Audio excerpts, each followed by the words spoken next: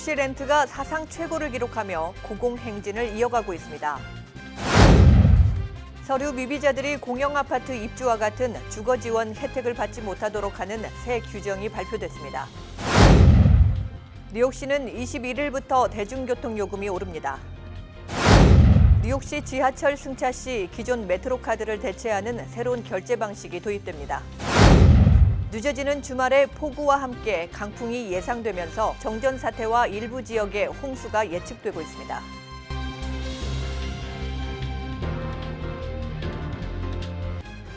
학자금, 결혼자금, 노후자금 준비. 뉴 밀레니엄 뱅크가 알뜰한 적금 상품을 준비했습니다. 3년 만기 적금 연이율 무려 2.65%, 무려 2.65%. 뉴 밀레니엄 뱅크와 함께 미래를 준비하세요. FDIC member and equal housing lender.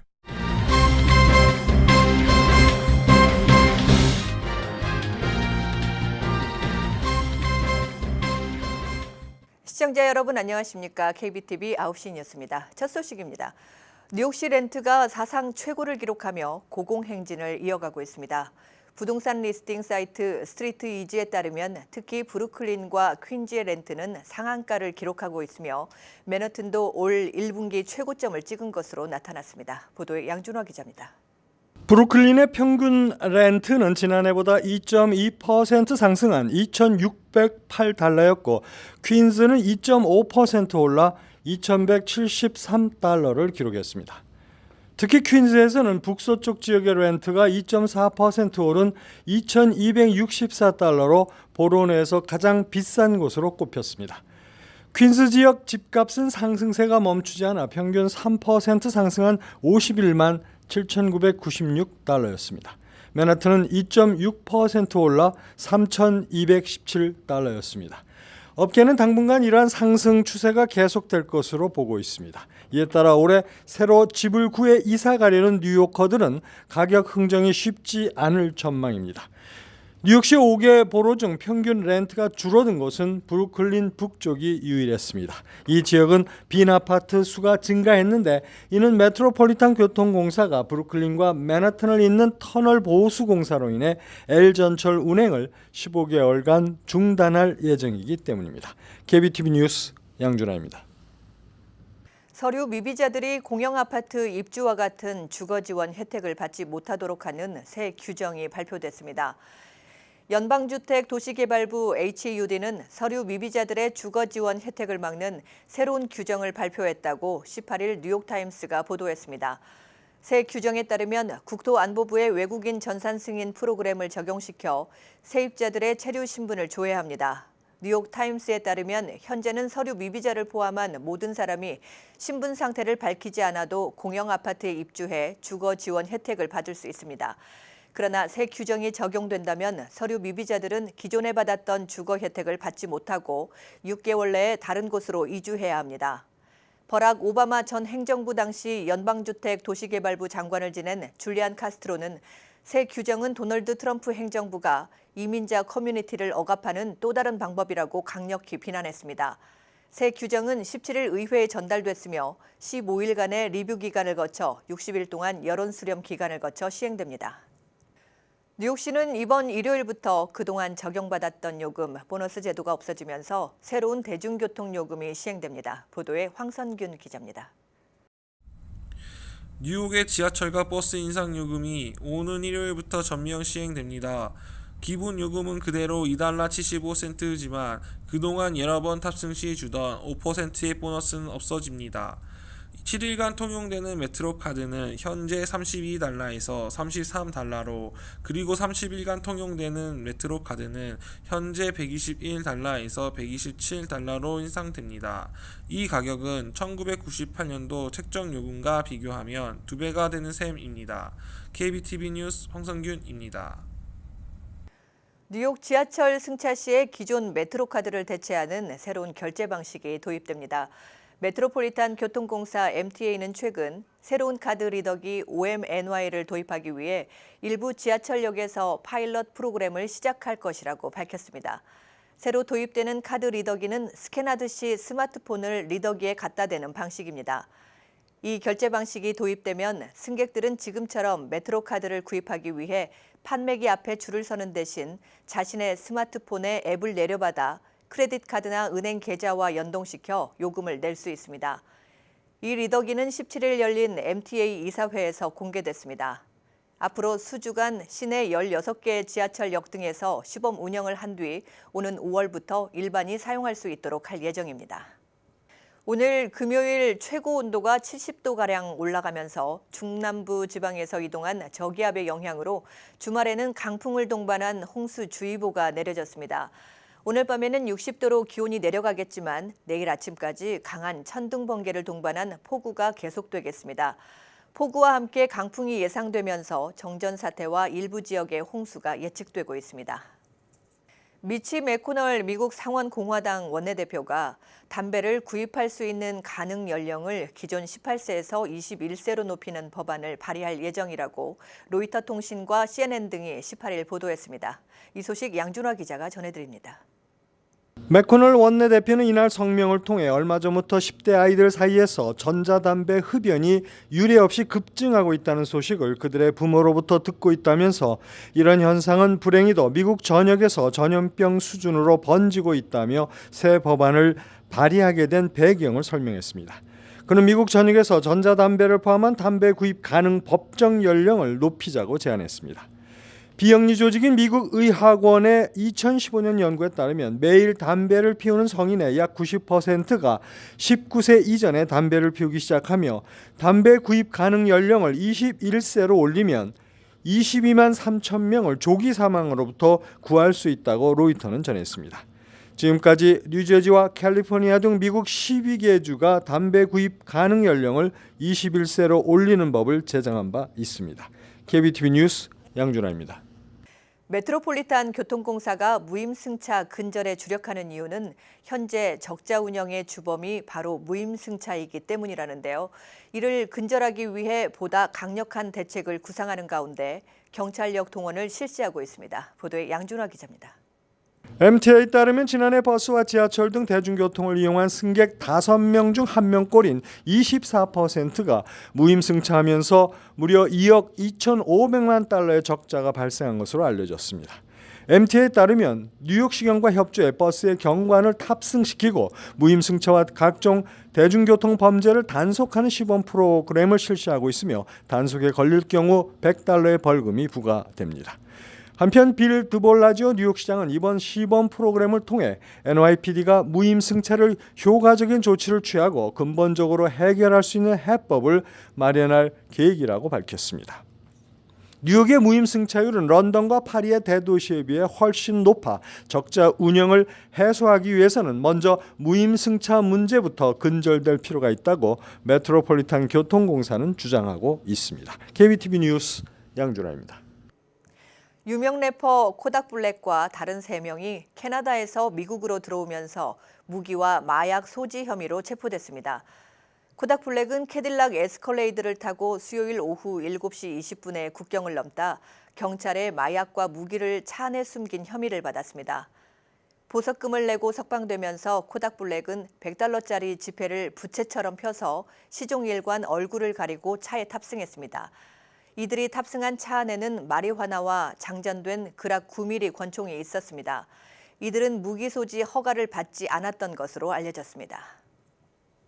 퀸즈 플러싱 다운타운 개발 중심지에 있는 주상 복합단지 탕그램이 공사를 마치고 본격적인 분양을 시작합니다. 탕그램 개발을 주도한 F&T 그룹과 SCG 아메리카는 17일 공사 종료를 선언하고 늦은 봄부터 상가 분양을 개시할 것이라고 밝혔습니다. 37의 공구 칼리포인트 블러바드에 위치한 이 주상 복합단지의 규모는 120만 스퀘어피트입니다. 개발 사측에 따르면 이 단지의 콘도 입주자들은 60피트 높이에서 떨어지는 폭포탕 등을 설치한 8,000 스퀘어피트 규모의 고급 스파와 1에이커에 이르는 가든과 테니스 코트, 그리고 도서관과 라운지 등의 시설을 이용할 수 있습니다. 사우스 하우스에는 4DX 영화관 등이 들어설 예정입니다.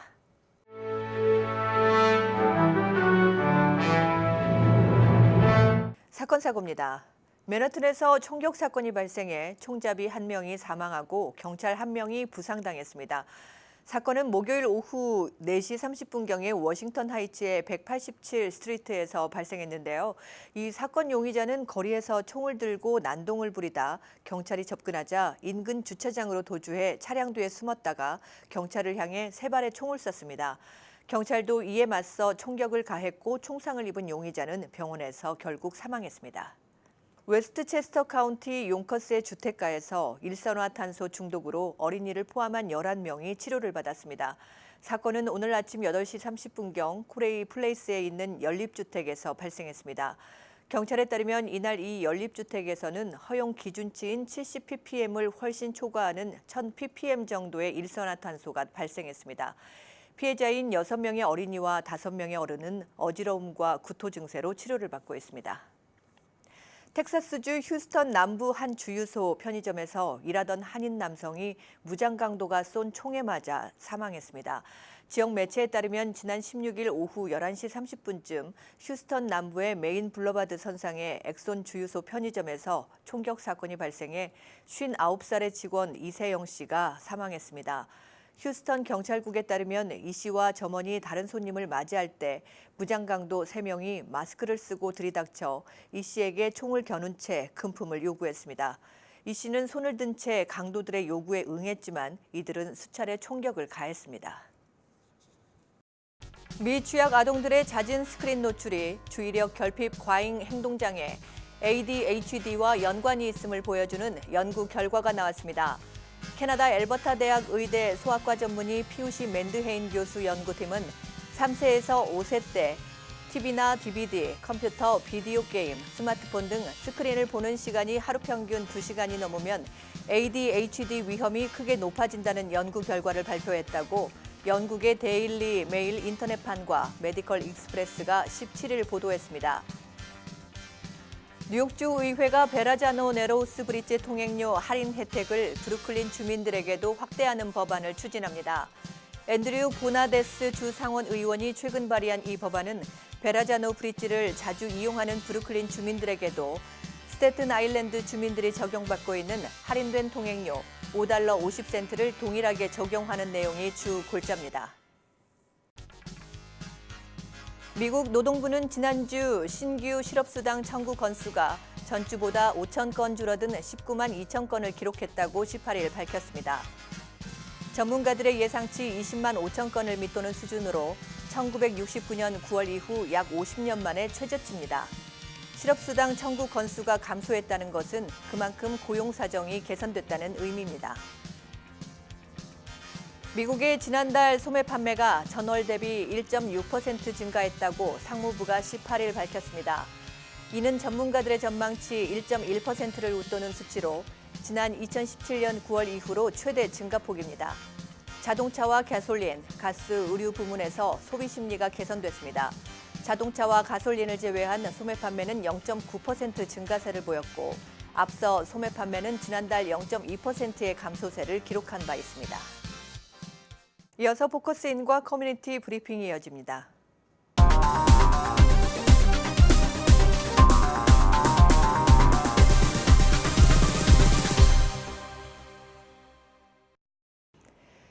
네, 지난 시간에 이어 신중식 이민법 전문 변호사를 모시고 H-1B 비자 신청에 관련돼서 스폰서 고용주가 할 일에 대해서 알아보도록 하겠습니다. 안녕하십니까? 네, 안녕하세요. 네. 예.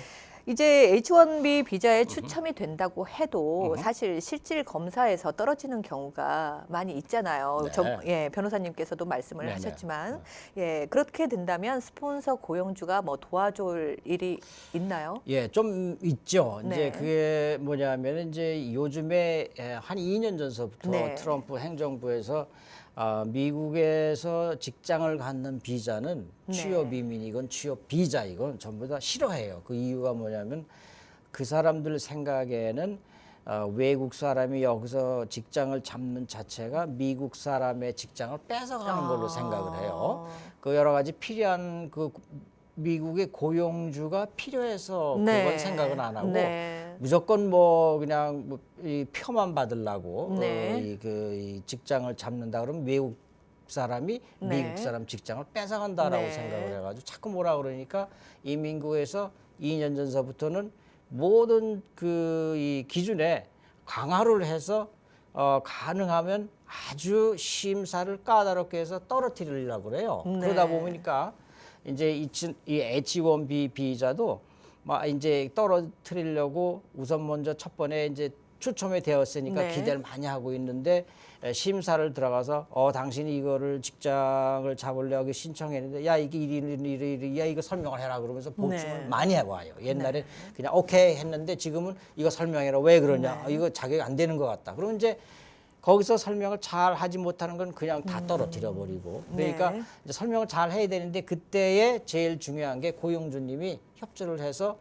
뭘 도와주셔야 되는데 네. 제일 많이 도와주어야 될 부분이 이제 그 직장에 그 사람이 일하는 것이 H1B 비자의 자격. 네. 우리가 보통 스페셜티라고 그래요. 네. 그러니까는 그냥 학사 됐다고 그냥 요걸로 이 직장 잡으면 H1B 주는 게 아니고 네.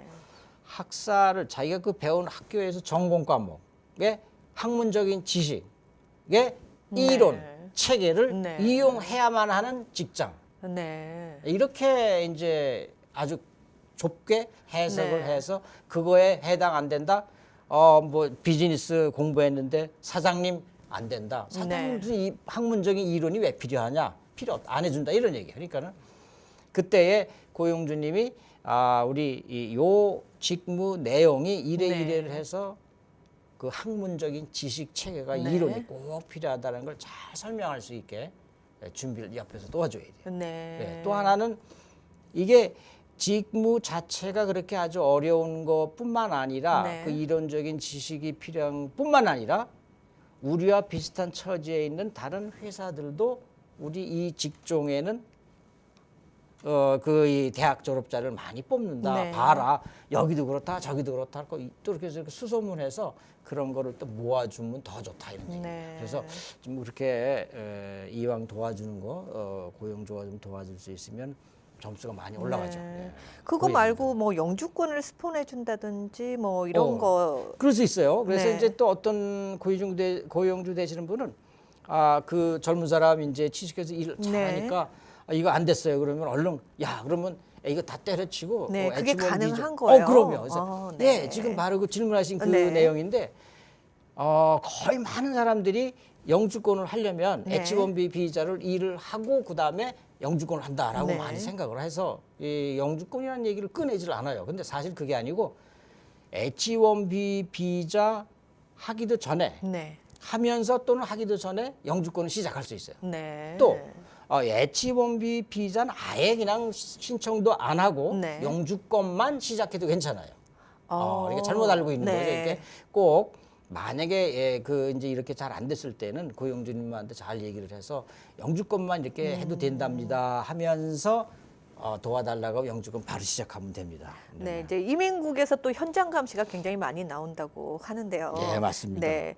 그럴 때는 어떻게 대비를 예. 해야 하나요? 정말 그건 대비 조심해야 이제 되는데 먼저 그런 노티스가 오나요? 노티스 없이 그냥 나타납니다. 그냥 이렇게 일하고 있을 때 저기 문 네. 열고 똑똑하고 그냥 나타납니다. 네. 그래서 이제 우리 앵커님이 앵커로 H1B 맞았다 그러면 네. 맞아 기다리고 쫙 보고 있다가 뭐 이제 제일 중요한 거는 사인하신 분을 인터뷰하고 네. 두 번째는 그 H1B 비자를 신청하셔서 이제 네. 일하고 있는 사람을 이제 인터뷰해서 정말 서류대로 제일 중요한 그겁니다. 서류에 뭐라고 일하는 게 돼 있으면 그것만 일하는 걸로 일해야 되고 그다음에 거기에 얼마 돈을 주기로 돼 있으면 그 돈을 주고 있어야 되고 거기 어느 주소지에서 일한다 그러면 가서 일하고 있어야 되고 혹시 뭐 친구가 어디 다른 데 가서 일한다든가 옆에 그 자회사 뭐 동네에 가서 그쪽 가서 일을 한대 그러면 안 되고 그 서류에 있는 대로 일을 한다라고 꼭 잘 서로 알고 있어야 돼요. 근데 네. 많은 분들이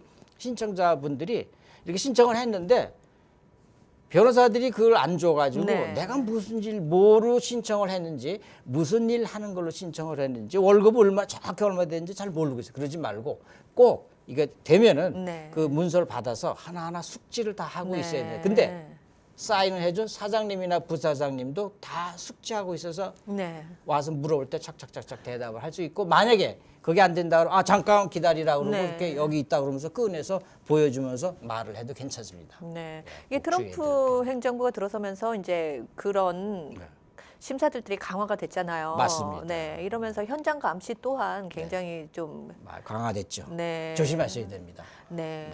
사실 그렇게 해서 떨어지는 경우가 굉장히 예, 거기서 많으니까. 걸려가지고 다른 일을 했거나 네. 아니면 어디 뭐 다른 뭐 이렇게 슬쩍 뭐 일 안 하고 했거나 네. 그런 경우에 리보크 된다 그러죠. 네. 그 취소를 해서 쫓겨난 사람이 많습니다. 점점 더 많아졌어요. 맞습니다. 네. 예. 알겠습니다. 조심해야 될 것 같아요. 특히 조심해야 됩니다. 알겠습니다. 네, 고맙습니다. 네. 네. 지금까지 신중식 이민법 전문 변호사와 함께했습니다.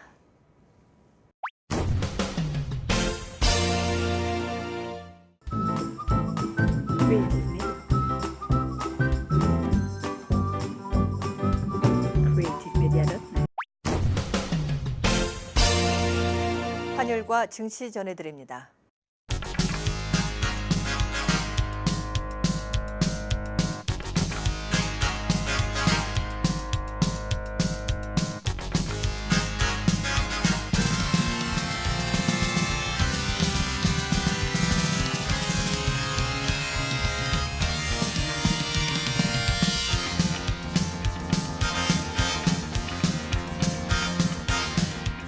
뉴욕과 뉴저지 날씨 전해드립니다.